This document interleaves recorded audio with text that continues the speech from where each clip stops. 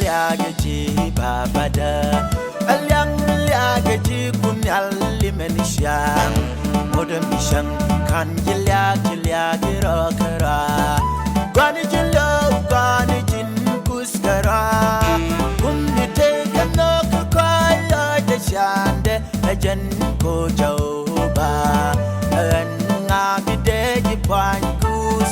bikini jalari bejipwan chaji de luang kaponi ashang kulip kabastor shagal liagaji babada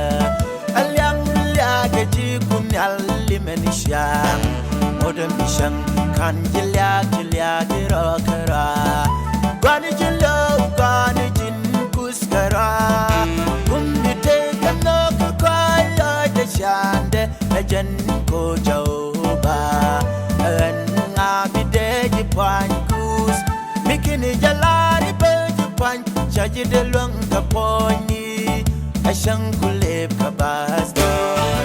costa liara liara liara liara costa liara liara liara liara costa liara liara liara liara costa liara liara liara liara costa liara liara liara liara costa liara liara liara liara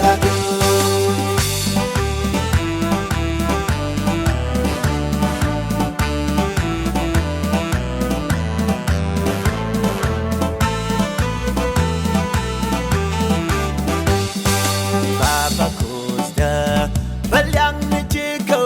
chi atyang chila siang ke Shin punyal shidwer kangap ya sabo Kwela mu mi pye kwer Kangasi mi pye kwer Punyal anchali agyo bipel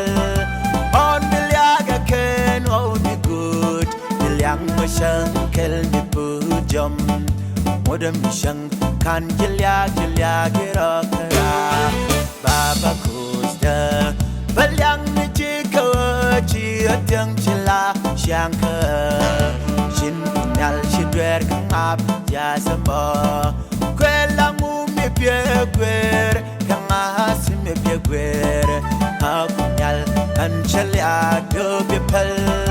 On bilyaga ken o ni good Bilyang masyang kel ni pujom Modem bishang kan liagi rokara Costa liara liara liara liara Costa liara liara liara liara Costa liara liara liara liara Costa liara liara liara liara Costa liara liara liara liara Costa liara liara liara liara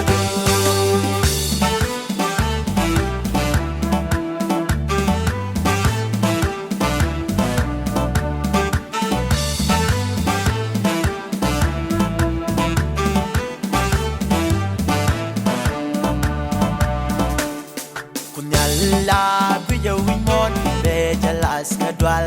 Mijabang ta biga waken katol Sinadwal kalwang witekeji Posti salami parkeji Kunyala biya wimon bejalas kadwal Mijabang ta biga waken katol Sinadwal kalwang witekeji Posti salami parkeji